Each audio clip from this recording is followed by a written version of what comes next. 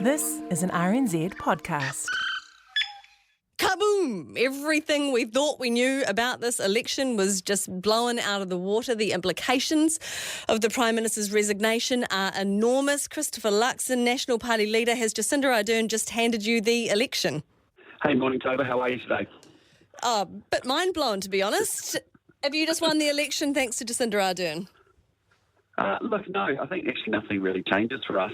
So Tova O'Brien brought her own kaboom energy last Monday when pondering the state of Labour's relationships like this. It's like really great make-up sex after a horrid argument. Labour is experiencing all of the feelings right now, but reality is waiting and about to strike. But while Tova O'Brien reckoned it was now game on for the election rather than game over, the game the pundits were all playing was something like the opposite of pin the tail on the donkey.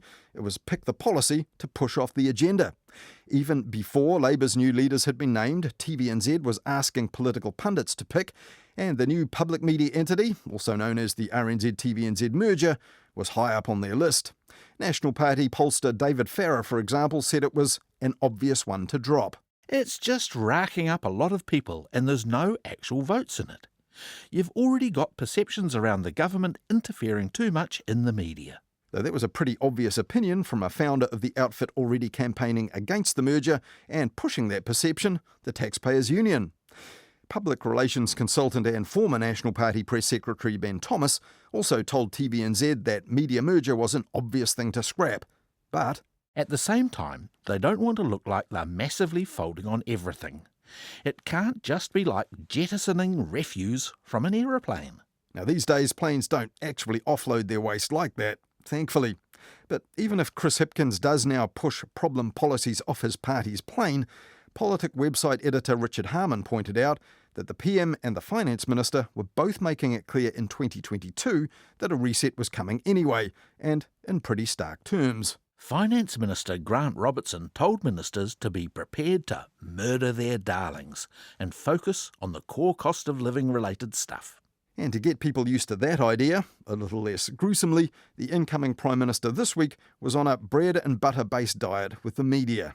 Given the current challenges that New Zealand is facing at the moment, we've really got to focus in on those issues that are the most essential to New Zealanders, those bread and butter issues that they want to see us really putting our attention on. Now, Chris Hipkins has not yet said whether a public media entity was bread and butter or not, but pundits and political reporters seem almost unanimous that it isn't. And among them, Bernard Hickey in his self-published commentary The Kaka, and even a former Labour leader, David Cunliffe, who wrote this for The Herald. 3 Waters will be off the table, likely also speed limit restrictions and the TVNZ-RNZ merger.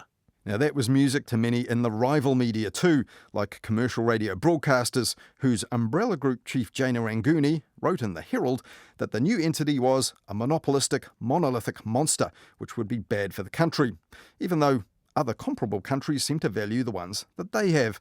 And just before Christmas, market research commissioned by the lobby group Better Public Media said that more New Zealanders support the merged RNZ-TVNZ than oppose it.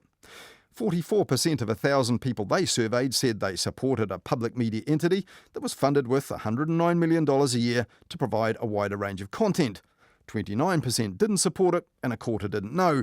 And that prompted the Trust Chair Miles Thomas to say this in The Herald. With a little more information about the merger, including the cost and purpose for it, New Zealanders are more supportive of this policy. But National Party leader Christopher Luxon isn't one of them. Last month he told RNZ's Morning Report that if the government gets the merger over the line next March, he'll do this. I would actually stop it and demerge it. And the reason's very simple, is that over the next 30 years, the New Zealand taxpayer is having to front up with $6 billion. And so any demerging costs is a good return on that investment. And even if it was proved to prove popular and successful with the public, you would... It's not going to be popular or successful. And when Christopher Luxon came back from his Christmas break 2 weeks ago, he told the NBR's political editor Brent Edwards this, when Brent Edwards mentioned that other comparable countries already have joined up public broadcasters. Similar countries in the sense of Western democracies. Totally insane. But they have these single broadcasting. Utterly, totally insane. You're taking when you ask the Prime Minister or Willie Jackson, why are we doing this? That's a very simple question. Why? They can't explain it. What they've got is an ideological solution in search of a problem. And Christopher Luxon went on to tell the NBR's Brent Edwards he didn't think he'd need to kill that merger policy anyway. And I bet you they'll dump it. And yet what's that all been about, and why have we wasted all of that time? Now, calling public media funding insane and ideological is part of what the pundits are calling a small target strategy that Nationals expected to run in the run-up to the next election. And this week, ACT David Seymour, who could be a minister in the National-led government, labelled TVNZ insane over some small target strategy on the newly returned breakfast show. They shot up a tiny Donald Trump troll doll in the studio for laughs with a salt-powered stun gun for killing insects. So get a little doll, a little Donald Trump doll, and go hard. Just don't shoot other people. No. It does say don't aim for the face or eyes. No, it didn't hurt. Okay. Yeah. TVNZ later said this segment was intended to be light-hearted to showcase the product, and they apologised if the segment upset any of their viewers. But TVNZ's news website still urges you to watch what it calls this hilarious in-studio moment. The banterish, badly timed free advertising on what was supposed to be a news programme was also further grist to the mill of those who complain that the cultures of the two state broadcasters can't really be happily merged anyway, even if the government does stick to its current plan. Now, the merger moved on a step this week when the Select Committee scrutinising the legislation for the new public media entity published a new draft of the bill, and this includes tweaks responding to concerns about its editorial independence and vulnerability to potential political influence. And as things stand, the bill is due to be debated in Parliament soon, so the new entity can be created in March, which is just around the corner, unless the government under new management does pull the pin on the whole thing in line with the pundits' current predictions and the urgings of the opposition. And with that in mind, Morning Report's Guyan Espiner asked the National Party's broadcasting spokesperson Melissa Lee last Friday, what will you do about it if you get into office?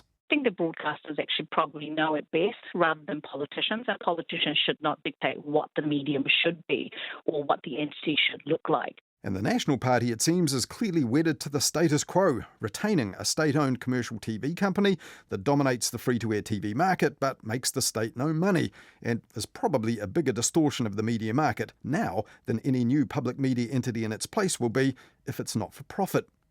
Melissa Lee also said that RNZ should be better funded to do what it does, as her leader had said before Christmas.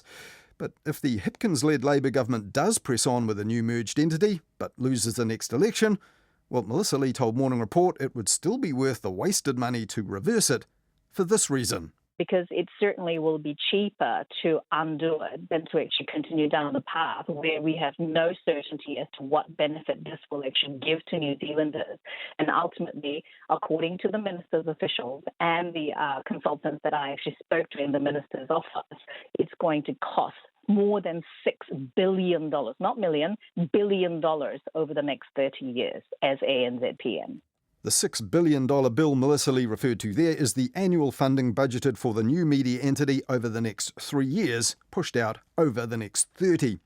However, under the status quo, the annual current state spending on public media is well over $300 million a year in all its forms, and that makes the bill for that over $10 billion anyway by 2050, without any guarantee of anything close to the kind of comprehensive service that other comparable countries get for their public media money in return. And it's a huge irony that while media policy is usually at the very bottom of the priorities for political parties in election year, this year it's top of the list to be dumped at the very point a real change has actually become possible.